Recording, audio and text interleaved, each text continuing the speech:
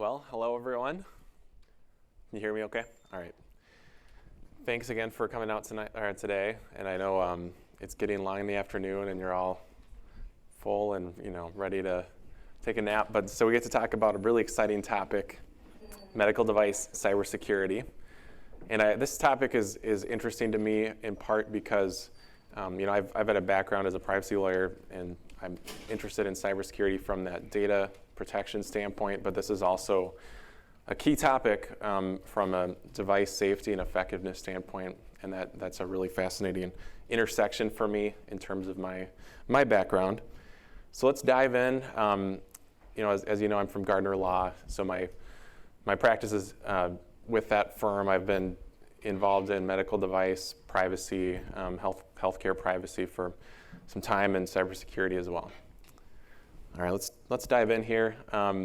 So some of the things that we'll be talking about today are medical device security generally. And I want to start with saying I'm a lawyer. I'm not a technical expert in security controls and all of the details of encryption, and I will not be diving into that level, but I want to talk to you as lawyers and compliance professionals and regulatory folks that kind of a high-level understanding of what is it that FDA and what is it that we need to be thinking about in terms of medical devices and cybersecurity. So we'll talk about that. We'll talk about FDA draft guidance this year that came out, some details about that, some summaries, give you some information. It was a long document, so we won't go through all 50 pages, but we'll talk through some of the highlights there. We'll also talk about reporting requirements. What is it that you have to do if there's a medical device, quote unquote, cybersecurity breach? And what do you not have to do? So we'll talk about that. And then also some other considerations around cybersecurity that may be relevant to just think about and deal with outside of FDA, outside of some of these other directly regulated issues around medical devices. And then also just, I can't help it as a privacy lawyer to not mention at least some of the US privacy things happening at the end of the year here and just bring those up briefly, but we'll save that for the end and keep that short. So we'll go from there into a poll question, I think just to kind of understand who I'm talking to in terms of your interest in medical device cybersecurity, and hopefully a few of you have some interest.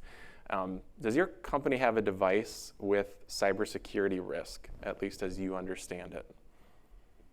Any hands raised here? See a few, maybe half, maybe a little bit less. We'll give a second for the online audience here. All right, results are in. 68% say yes. Okay, so that doesn't surprise me. I think more and more devices are connected. They have some sort of login or programming involved in the development of the device. There's something there. Maybe it's a USB port. There's something on the device that allows some sort of cybersecurity vulnerability. And that's what we're talking about today. You've probably heard about cybersecurity at some point in the news related to medical devices. Maybe it's fear or concern about my device, what could happen. Dick Cheney, former vice president, famously had a defibrillator implanted that the concern was, well, could he be attacked or harmed remotely from the next room at a hotel or something else with this device implanted that could potentially harm him? And so the concern was, well, okay, let's turn off the wireless connectivity of this device and that'll help protect him. So famously that did happen. They turned off the device, wireless connectivity, and that's been confirmed. So interesting, just an interesting perspective on this, and that's not changed.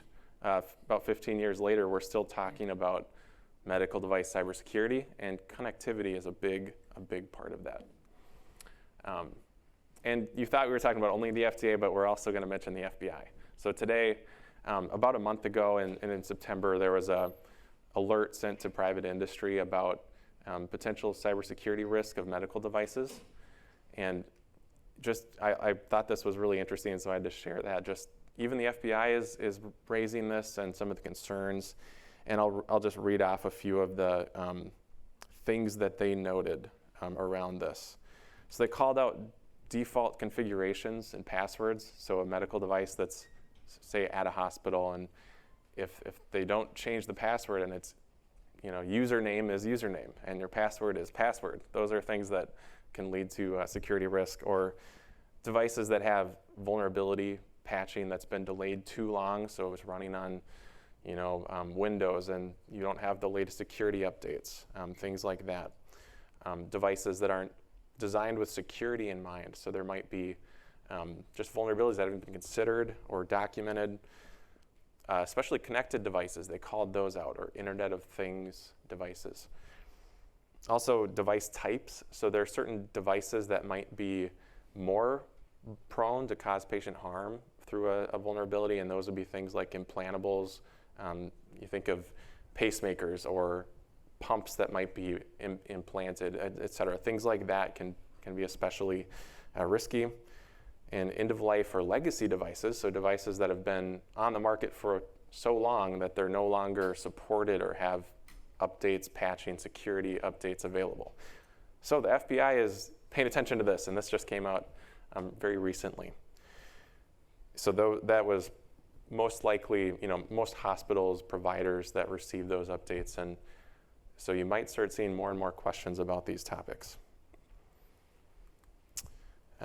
So we talked about FBI. What about the FDA? That's what we're really interested in. The FDA has a very specific emphasis on device cybersecurity, and it's not about protecting patient data. Let's be clear. That's other regulators deal with that. What the FDA is concerned with is device safety and effectiveness, and it's also concerned with, to an extent, the confidentiality of information. But that's again about, is the device protecting information that might be used to interfere with the device in some way. So that would be, again, username, authentication, protocols, ways to access the device and interfere or damage or manipulate the device. And I won't read the quotes, but those are, I think, just illustrative, and you can see them in your packet around what the FDA is thinking about in terms of device cybersecurity. So there was some new FDA draft guidance that came out this year in April. What's interesting about that to me is there was a previous draft guidance in 2018, and we have another draft guidance, but there hasn't been anything final in a little while. So these continue to be non-binding, they're recommendations, and they're not even implemented yet. So they're just sort of clues to what the FDA is thinking about, but they're not binding on us at this point. But I think still helpful to consider and be aware of the direction that the FDA is going. So for example, here we have an emphasis on connected devices, and I think that makes a lot of sense. If you're familiar with any of the many potential risks of connectivity, that's a major concern of FDA. So they've focused on that in the guidance, they've focused on that in terms of where are the risks, and that's relevant here as well. So one of the comments they've made, and I'll just read this briefly: increasing connectivity of medical devices has increased the potential for cybersecurity vulnerabilities in these devices. So it can either affect the device itself or any systems linked to the device. So think about how a device connected to, say, a hospital network can also make that network itself vulnerable. And there's been concern that, well, if a device that's placed in a hospital, and if you've been in the OR or any other rooms in a hospital, there's dozens of devices that may or may not be connected to the internet, connected to that network, and even a vulnerability in one of those devices might lead to vulnerabilities for the entire hospital network. And that's a concern that FDA and also a lot of providers share. All right, so obviously the FDA is concerned with that, so they've offered some recommendations around device design, and these are just a few kind of high-level things to think about. And if you're involved in cybersecurity, generally you'll recognize these themes. But authenticity or integrity, the idea of the device needs to be able to interact with other devices, other entities on the network, and trust that they are. There's kind of a trust level that's baked into the design of the device between it and other, whitelisting other things to make sure that it's communicating with the right entities, the right devices. Authorization, there can't just be sort of carte blanche access to that device. It needs to be controlled and authorized. Availability, obviously, you don't want to have a device that fails to work simply because someone interferes with it or sends a signal. It needs to be available all the time, or as much as possible. Confidentiality of key information, so protecting that information from someone who might be able to use it to access the device or interfere with the use of the device. And then finally, and this is really relevant more and more, the ability to patch and update the device. There's always going to be risk when a device loses that updated, as soon as there's a vulnerability announced through, maybe it's a Microsoft announcement or something in Windows, and maybe there's a programmer that's using a Windows-based operating system, there may now be a device vulnerability through that programmer. So keeping the updates going at an appropriate pace is critical. I'll pause here. Any questions so far? I know we've been moving pretty quickly. All right. Just a couple of comments here from the FDA that I think are helpful to think about. We've talked a little bit about misbranding and labeling today. The FDA has made it clear that they view potentially really any sort of vulnerabilities that are known in advance to be potentially foreseeable, reasonably foreseeable, and therefore should be addressed in the design of the device. So you think about the design and development and production of the device that has to do with potentially adulteration. You could have concerns around that if the device isn't designed in a way that reasonably foresees risk to the patient. You might also have inadequate cybersecurity controls, and they're not communicated well.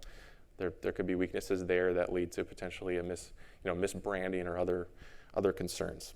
So this does relate to, and we're kind of getting a peek behind the curtain at FDA's thinking that these could be concerns around even compliance with quality regulations and other things. So what about pre-market submission? What do we do to prepare to submit information? The FDA is also giving us a little bit of a view there. You can see how a lot of different parts of these of a device, we just talked about authentication, about integrity, about these different controls that you may need to aim towards an objectives around security. Well, those are all relevant to the extent that the device, where is it used? How is it used? What are the indications? Will it be in a hospital? Will it be in a locked room in a hospital? Will it have, public access to it? Things like that to consider. And then ultimately, is there a risk of patient harm through any of these device vulnerabilities? And how exploitable are they? So there's lots of different considerations here that the FDA is giving us. But how do we come to these conclusions? How do we draw conclusions from this? We have to do some risk assessment. And we'll talk about that a little bit, a couple slides from here, but just thinking about submission and what that might look like. So for example, you might have and this is an example FDA gives in the draft guidance. For example, a cybersecurity risk assessment performed on a simple non-connected thermometer may conclude that the risks are limited, and therefore such a device needs only a limited security architecture. A few security controls based on the technical characteristics and design of the device. So you can kind of see how there's baked into this concept, there's a little bit of a risk-based approach that they're thinking about. Okay, some devices may not have the same level of security risk as others, and we need to account for that, and we don't expect necessarily this enormous architecture diagram and all of these things to demonstrate your security controls if it's not relevant to that particular device. So another aspect of the guidance that I think was kind of enlightening to me is the concept of transparency. So even though we don't necessarily think about cybersecurity in terms of device labeling, the FDA is kind of suggesting that, we might expect to see device security-related information in our labeling, especially around interconnected devices, so devices with that connectivity, going back to that theme.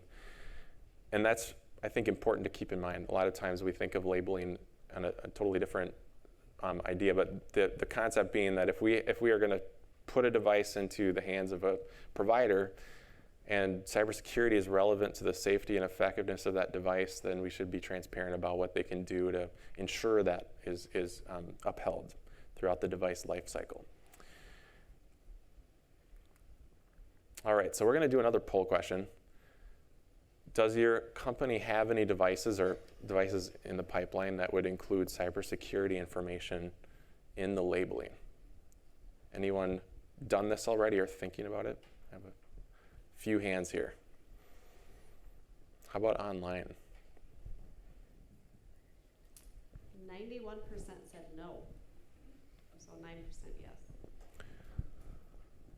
Yeah, and that's not too surprising. I think this is fairly on the cutting edge a little bit to be doing this, and also many devices don't have cybersecurity risk, and you might have a catheter that has no connectivity or something like that. But definitely something to be thinking about as you go forward. Should there be cybersecurity information in the labeling? Yeah. So an Apple Watch is a medical device. Does it have a current cybersecurity information on their label? That's a good question. I don't know offhand. No, that's a good question. So the watch itself is not a medical device, it's the apps that are cleared. And I would assume that the apps would have cybersecurity. I'm sure it's electronic, yeah. Another question here. Yeah, thank you. Maybe you can answer this later, but I'm just curious what the FDA's concern is regarding like 5G on devices that transmit 5G. Because I've heard that there's some health concerns with that. I don't have any indication of what that. yeah. Position from FDA I haven't, no. But yeah, thank you for that. Yeah. I have heard the same thing. Yeah. As far as the draft guidance, so we did talk about security risk assessment, and a part of that is there's a total product life cycle of any device. You have design, you have testing, you go through even trials, and eventually, hopefully, post-market use of the device. So FDA is looking to companies to think through that and plan for that. They're signaling that they would like to see kind of a total product life cycle approach to device security, and also approaching this with generally a risk management approach. And that's what's interesting about that is when you think about security risk assessment and versus sort of standard FDA testing and consideration of safety risk, security risk is usually based on what are the exploitable characteristics of this system. So how could it be exploited? How likely is it to be exploited? That's really the focus instead of just a probability. It's difficult to quantify security risk at times, but if there's exploitable avenues with that device, FDA is signaling that they're interested in seeing consideration of all the exploitable points or of entry or whatever to that device, and how can you secure it against those. So I think that's helpful to understand. And then also, if you do identify security risks, what sort of things do you do with that? Ultimately, you're going to try to address those in the design because you're considering this up front. And then if you can't fix that in the design for whatever reason, what other compensating controls could you put in place or include in your information provided to a customer, for example, to try to avoid that risk or mitigate that risk? Ultimately, there might be some risk that has to be transferred to the user, but FDA is indicating they would like to see transparency about that so that users are informed about risks and not simply transferred to them without any awareness of those risks. A little bit more about security risk management. So obviously documentation. So if you're going to make a plan for how you manage the risk of the device, document that plan. If you don't have any sort of documentation, did it really happen? I think anyone who's interacted with FDA can attest to that. So there's an important step here is if you do a security risk assessment and go through, maybe you pen tested the device, maybe you did vulnerability scanning or any other activities to try to secure that device or check for vulnerabilities, document those and ensure that you've addressed any risks that are identified. And something that I've mentioned before, but it's just sort of a focus of this draft guidance, is the idea of the total product lifecycle. So we mentioned earlier legacy devices being a concern. That's absolutely something that FDA is trying to consider in advance with this, is how will you as a device manufacturer consider the entire life cycle of the device, and what do you do when it can't be updated or patched anymore? What kind of plan do you have in place? Okay, so one more poll question, and after this we're going to shift gears here a little away from FDA guidance and towards some other more cybersecurity considerations. Has your company received questions from customers about device cybersecurity? How many have experienced that? Yeah, I see about maybe 30% here have gone through that. And 57% said yes online. Yeah, so that makes sense. I've seen lots of this, and even in contracts, there's, will you sign these reps and warranties around how you'll handle cybersecurity throughout the life cycle of the device, patching, vulnerability management, who's responsible for device configuration, all of these things, and more and more I think that's going to be the trend. So there's some other considerations here. FDA has, in addition to the guidance, also recently released this video targeted to providers and saying, here are some questions you should ask or consider asking when you're purchasing medical devices. And here's just a list. I think it's interesting to me. This came out in October. So just some of these questions are pretty basic, but do you have an answer or response to these if you have a cybersecurity a device with that kind of risk? And I think if you don't have an answer, you probably should think through that, because most likely these questions are only going to get more common and more intense. What about reporting medical device cybersecurity breaches or concerns? Right now, the FDA does not have a device reporting requirement specific to cybersecurity breaches, if you will. So if there's a loss of data through a medical device, we would go to other regulations. We'd go to HIPAA, we'd go to FTC and other state laws to think about those things. FDA is focused on device safety and effectiveness, and that doesn't change just because we're talking about cybersecurity. So there may be situations where a post-market cybersecurity issue is identified where you would need to disclose that or find a solution to that. But again, it's not unique to cybersecurity. It goes back to MDR and those other mandatory device reporting rules. One thing I'll highlight is there's a series of cybersecurity safety communications on the FDA website, and I've linked that here, but you can see an example. So there might be a recall or other things associated with devices when vulnerabilities are discovered. And in this case, it was a device that insulin pump, and so within that, with that device recall, they were simply informing patients, here's the vulnerability we found, and here's how you can mitigate that. So that was a recent one, but there are several examples of these kinds of safety reporting incidents. A few other things to think about with cybersecurity. So obviously, device safety and effectiveness is really important, and the FDA is dealing with that, but there are other laws that apply as well. You might have obligations if you're a covered entity or a business associate around cybersecurity.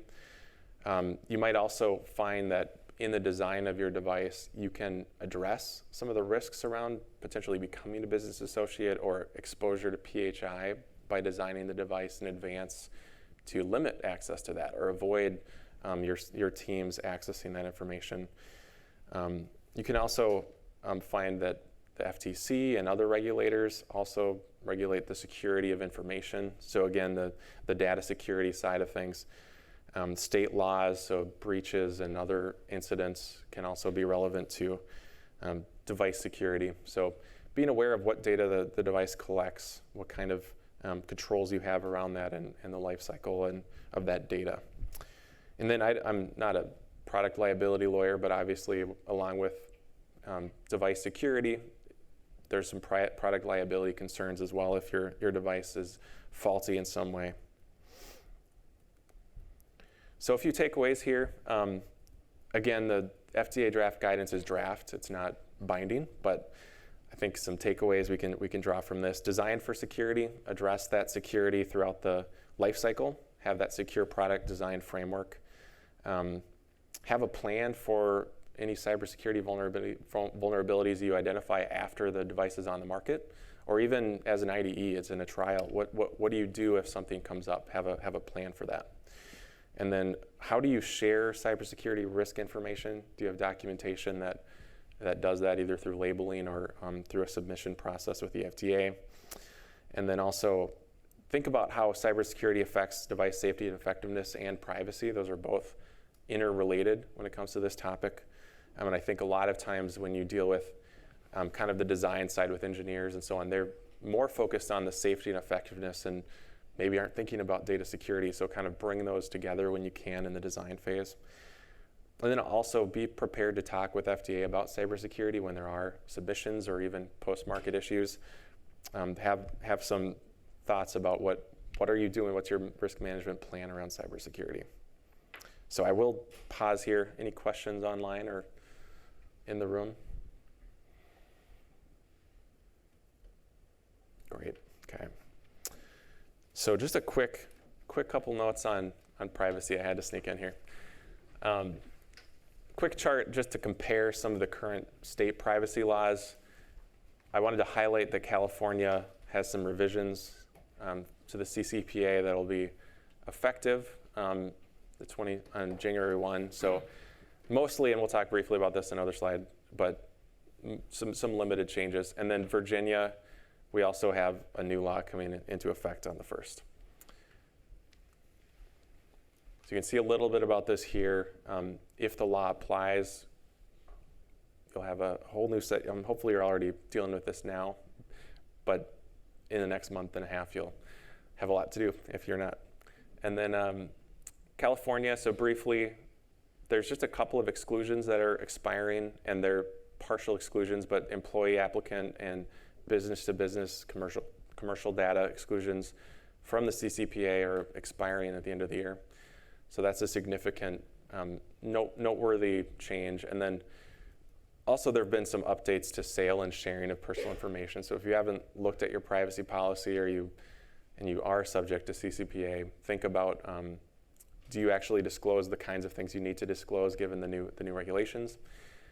And then also there's also been some enforcement starting to uptick on CCPA, so be aware of that. And the recent Sephora case is an example, I think, of the kind of enforcement trends we might see in the next year, especially as the regulations are hopefully finalized. We've had some new proposed regulations in the past week, so in the next, hopefully, few months, we'll have final regulations for the California Privacy Rights Act, and that should inform us better about how to comply in 2023. So that's about it. Any final questions? What was the Sephora case? So there was a recent, and it was a settlement. So, but ultimately the AG in California there's a complaint that Sephora had been selling personal data, and as you know, the California Consumer Privacy Act doesn't permit sale of consumer data if someone's opted out. And what the AG said, and which was most noteworthy, I think, is if you have a global privacy control signal, which is sort of an automated browser signal that you transmit when you visit websites, that consists of an opt-out request. And many, many websites do not acknowledge or even read those signals. So that led to, in part at least, to this settlement for $1.2 million. All right, any other questions? All right, thanks everyone. And I'll pass it back to Corey.